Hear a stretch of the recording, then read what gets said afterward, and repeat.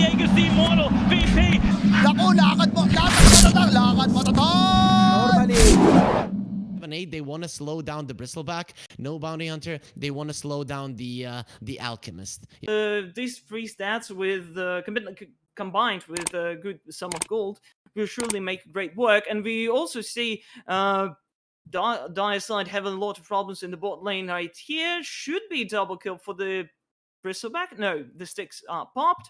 And underestimated just the damage that the Bristleback can do, which is quite weird, given that Bristleback is being played quite a lot, though. Illusion is gonna underestimate the damage as well, and that's gonna be an easy pickoff. Usually this doesn't happen to a Night Stalker, especially because he is in a high... have any way to bring the mana back, so without the stun, he might get into some problem here. Mars is just dominating the lane, pushing his opponent out. He does have a wave crashing onto his tower. Meanwhile, on the bot side, we do have Nerfed being caught off by the Khan. Khan will not kill him yet, but he does chip him away quite hard. Maybe he'll burn. Yes, he will, and that's a kill for the Flash. In the return, Windranger does get the trade back. Mid lane, yep, there is stuff happening, and the Wyvern is about to die here. Not enough damage from the side of the pack. Illusionary Orb is coming up. The Grave is popped on top of the Dazzle. Dazzle will try to get away, but here comes the Shackle shot to finish the job off. Michael is getting away. He's only level 3. He will not be able to do anything to help the Pike, and will go back to lane. Am I doing good in this? Provide a very good strategic advantage for the side of the no bounty hunter. Top lane. Fight in the top lane is breaking out. The Mars will be caught off of his teammates. The Sun Array does not help a lot here. The Sun Ray, sorry, why am I calling everything an array? And Michael should be able to get away here without any problem. The ultimate is popped by the side of the Night Stalker. And in mid, the kill is on the Flash. The Flash did not have the Grave to save himself, and they're forcing plays. Meanwhile, we have action coming down in mid lane, and the puck will be set apart.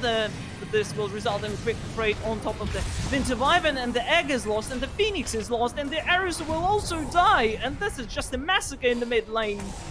At 178, as soon as I said that they will have no chance to catch up, they do force a play. Anyways, you know, they're called towers. We're gonna stay with that. Anyway, they do kill Pikachu on the bottom lane, but they were trying to go for the Roche. So there is gonna be a fight here, or actually, they're just gonna try to defend it for now. Yeah, Khan is stuck in between the opponents. He will ramp up the damage. The goo is spreading throughout the ranks of the 178, and Pak is here as well. Yeah, Pak is here as well. He's doing significant damage, but there's no way that no bounty hunter are catching crucial opponents. But they're TPing to the bottom lane. This is not looking good for J178, but because they're right under vision. Yeah, and the fight is breaking out. The Wyvern is getting caught into the arena. Does try to get away, but does not do so.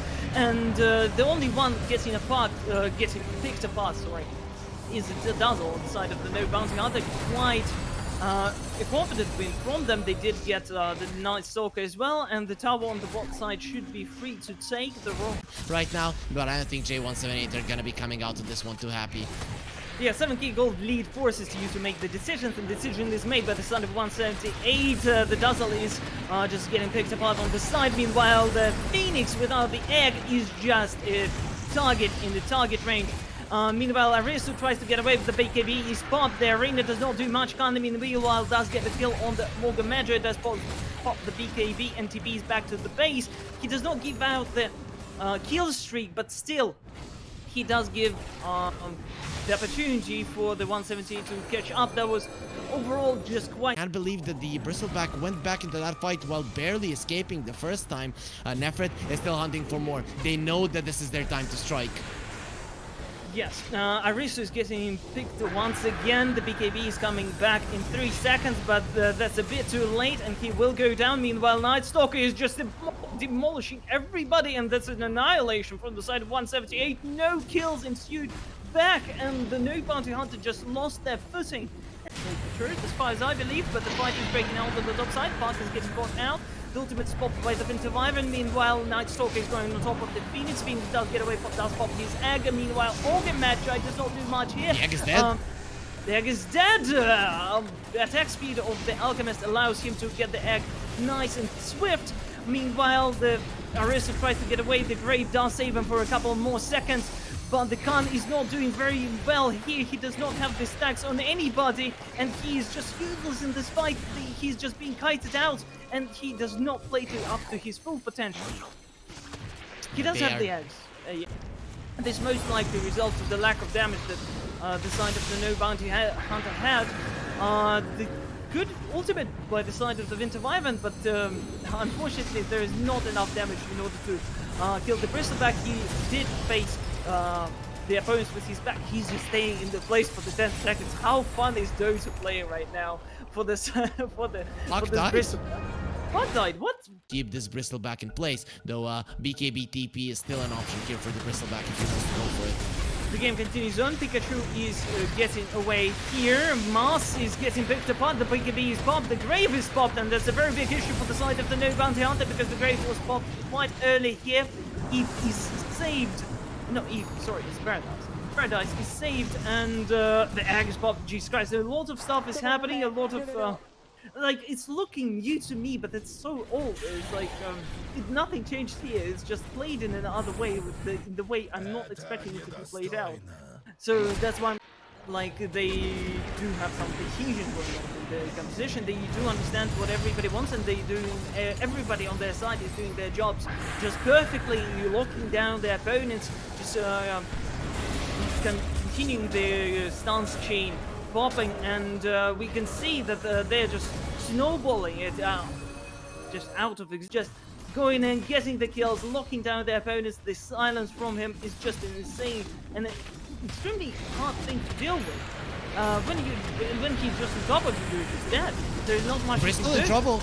Bristol is in trouble. He's getting locked down. It's pretty much what happened back on the Dire's base, but now it's happening on the Radiant's base, and the barracks in the mid lane will surely be lost. They can go for the GG push.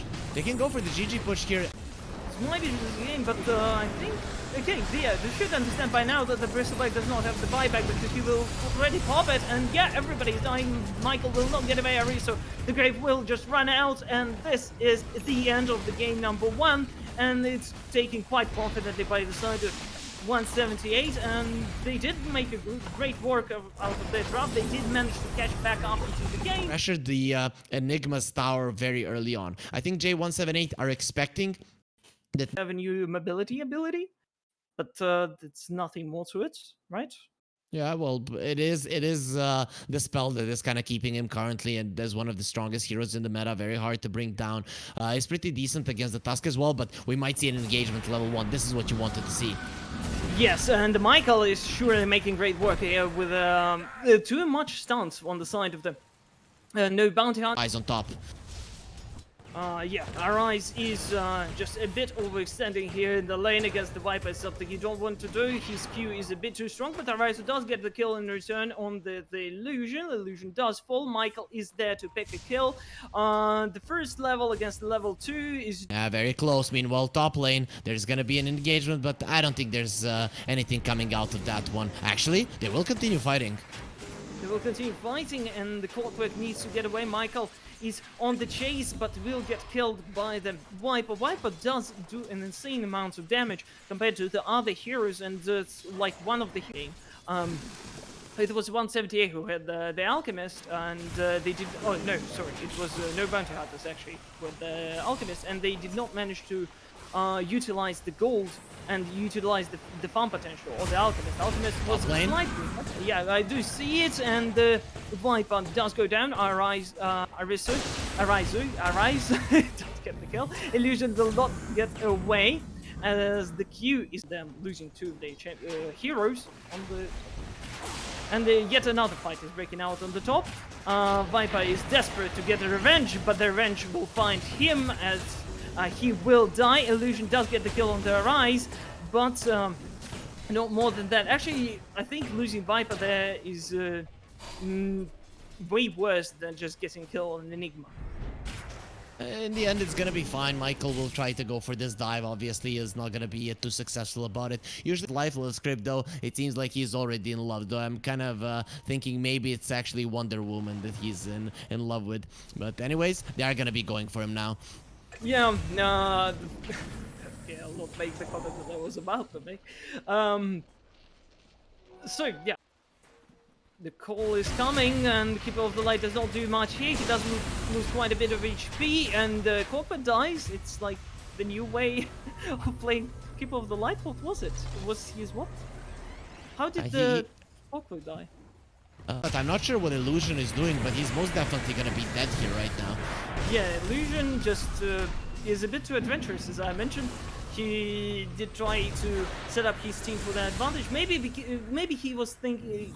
He was not seeing his teammates' positioning. Maybe he was thinking about an easy pick. We can see Nefrit is just, yeah, doing a hell lot of damage, and the Pikachu is just picking his opponents apart. Triple kill for the Pikachu, and the Zeus is getting a lot of gold onto his hands. He's top to do it with the Enigma. So what ended up happening there is Neon really is struggling a little bit, just like on his puck. He's now struggling on the Coddle as well. He's caught again, but this time around should be able to run out. He does run out, the Illusion will get killed yet again. Meanwhile, the Nefrit is dead. I did not see that coming from the Enigma and the Tusk. Pikachu will also die, and the skill streak will be huge for the side of the No Bounty Hunter. They do bring the Alchemist ahead, and sorry. Regular game, so yeah. I think Dota community should not be as negative about their developers, because I do like how well we approach things. They can be not as proactive sometimes. Also, I did miss out on how the get one or two of their opponents, and considering the fact that they can just poke their opponents down with the Keeper of the Light, they could set up for a potential fight there. Meanwhile, Illusion is getting caught apart. It's like a solo from Virtus Pro who creates a lot of space but die a bunch of times.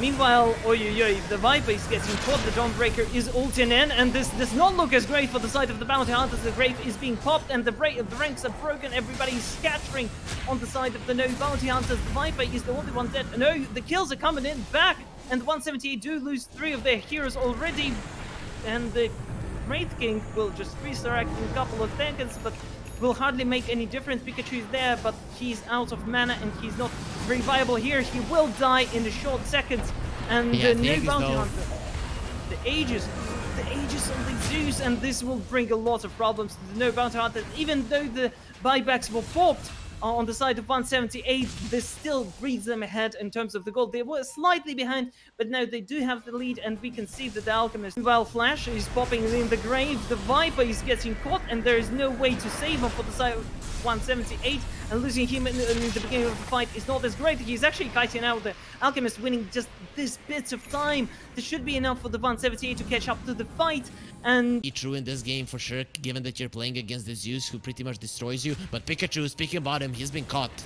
He's been caught, and Snowball with the eye shots, with the black hole, with the Q from the call, and it's still not enough. Even the force stuff was popped there in order to kill him. Actually, Pikachu is quite durable. I was not expecting that from a cast ability cast, like caster like me. Yeah, sorry. Dawnbreaker is getting engaged up upon, but does not get a lot of damage caught yet. But the Keeper of the Light is there to finish up the job, and no Bounty Hunters do look quite dominant. Illusion needs. Oh no, they didn't see the Illusion. Okay. They see the Viper though. They see the Viper, and the Viper should be a much better target than the Clockwork is, and they will get both. It's like a deal 1 for 2. The Dawnbreaker is there, but will hardly do any help here. And the Michael will get away even through the Nether Toxin, just with the help of the Grave. And No Bounty Hunters are actually looking extremely confident here, and they do play quite aggressively. They have vision as well. They do have vision on the high ground as well, and the 78 were not very aware of this fact, and the engagement looks quite good as Pikachu is getting caught out, and this could be a disaster for the side of 178 as they don't have the buybacks. they do have the buybacks, but still losing heroes here will just allow for the No Bounty Hunter to have more freedom. And No Bounty Hunter are just ramping up the spell immunity. Nope, no, he's gonna have to get a basher at some point if you want to go through that one. Arise, though, he is in trouble. I will be fine. Yeah, we'll be fine. It's so hard for them to just kill their opponents, but the BKB are forced out. The only one dying here will be Flash, and this should not be a very big deal. His respawn time is only money for it. Does pop the snowball, but this will just delay the inevitable. Meanwhile, Clockwork is getting caught in the mid lane. That's like a trade 1-for-1. Actually, Task did get away. Where's the Task? Okay, he's on top side. He somehow did manage to get away. That's something I was not expecting. Meanwhile, Khan will engage onto the Wraith King, but the Wraith King does have a bit too much sustain. The ultimate goes on. Snowball save. Snowball save, but will this be enough? Khan does not have enough HP. The BKB is back though, and he's going back in. Meanwhile, Wraith King does get the kill on Tusk. Finally, he's going down. The Wraith King will go down in return instead. Zeus is also getting caught, and there's nobody to save the Pikachu. Pikachu will get away. He's out. That was just like a brink of a second. Already full build as far as I could say. Oh no, he can upgrade the Blink Dagger as well. Blink Dagger just will give him more strength as far as I believe. Meanwhile, he's getting caught here. He was not ready for that engagement. The vision is proving to be extremely effective for the side of the No Bounty Hunters. The block hell is pulled on top of them. Wraith King, and losing him again is just a disaster for 178. That should be a barracks for sure. There's still Aegis present on the Pikachu, and the Pikachu needs to get away. The chase commences. The Michael is... What? Okay, he did not see that. Black Hole, this is a bit dangerous though. Without the Wraith King, the Alchemist is just gonna be untouched. Yeah, Alchemist does not have the BKB, but that does not seem like an issue for the Khan.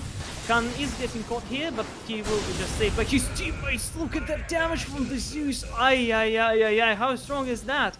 And now Pikachu is on their fence. He's moving forward. He wants to not let no bounty hunters to get away.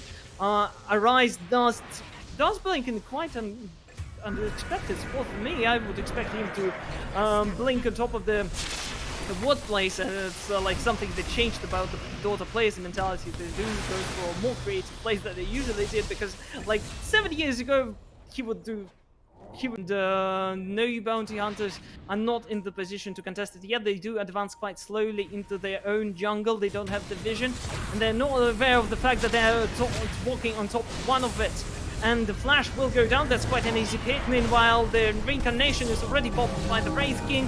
There's a kill on the Tusk, and Dazzle do immediately buy back out. The Wraith King is buying back out again. This could be a game-ending fight here, as it just seals the fate for one of the teams. Viper is dead. Everybody is buying back on the side of the 178, but the fact that they're TPing in the fight, they do have quite the downtime here. The ultimate of the Enigma is popped on top of the Pikachu. Pikachu is getting picked apart on the bot side here. Meanwhile, on the top, we do have a surviving Khan with the Grey popped on top of him, and the Wraith King will not get away. The good cue from the Keeper of the Light just wraps everything up. The good buyback. Everyone bought back.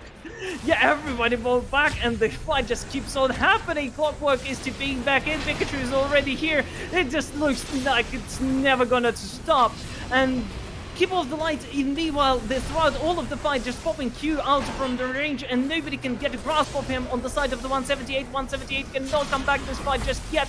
And the Viper will fall. The last one standing here is the Pikachu, as the Dawnbreaker will not do anything helpful here, and the 178 do lose this fight.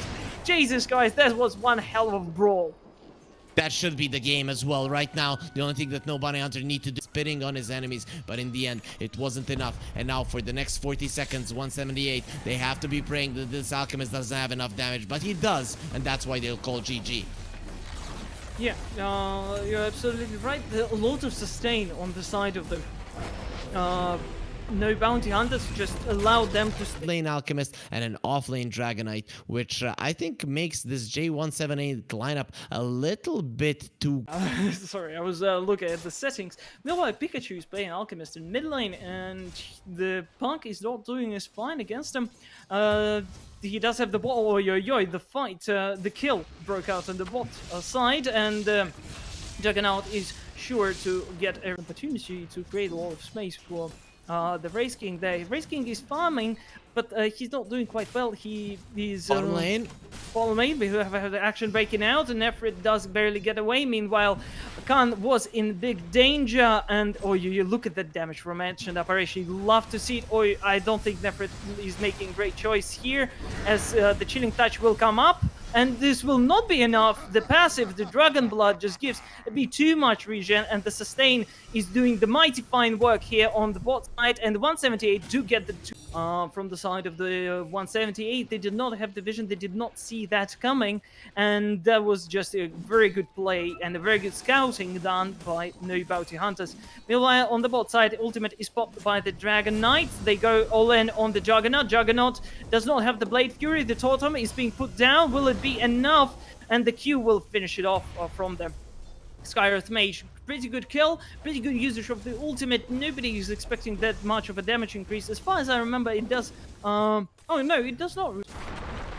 And we're seeing that he's getting very close to the Radiance. Meanwhile, top lane, they'll go for the Raid King, but they're gonna need a lot of time to kill him. So I'm thinking some rotations are probably gonna be coming out. I think he's just safe here, and 178 might just ignore the fact that they use their abilities. Meanwhile, on the where was the kill? That was on the bottom lane, but top lane still. They still go for the Wraith King, but the Wraith King does still stay alive. He just has a lot of sustain. The armlet is doing mighty fine work, but he's very scared to reactivate. He's really putting a lot of emphasis on this one. I think this is a bit of a dangerous situation for him, considering that not all of his heroes have TPs. Yeah, and the Pikachu should be aware of the fact that no opponents showed their presence anywhere. It's very unlikely that 4 of your opponents will be just farming the jungle. He will have to worry about is the Ancient Apparition ultimate.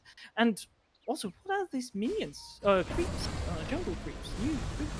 Like big with the staff. Also, sorry, and I'm very fascinated with new things, and the guys just do not give me a break to look at them. The acorn? The pine cones, right? Those ones? No, I don't know. I'm not sure. I did not click. The skeletons. Oh, there is a sorry. I was like so confused where the skeletons came from. I just completely forgot about the Race King there.